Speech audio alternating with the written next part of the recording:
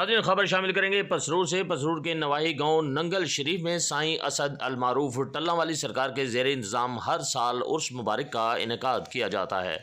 बढ़ती हुई महंगाई और लोगों की ख़त्म होती इस्तात की पेश नज़र इस दफ़ा साईं असद ने उर्स मुबारक की जो रसूमात हैं उनको मनसूख करते हुए नंगल शरीफ मज़ार पर हाज़िरी दी है। इस मौका पर उनके प्यार करने वाले मुरीदैन की बड़ी तादाद ने उनका इस्तकबाल किया। साईं असद सरकार ने तमाम तर मुस्तकीन में रमज़ानुल मुबारक में अल्लाह की रज़ा और खुशनुदी की गरज से राशन की तकसीम की।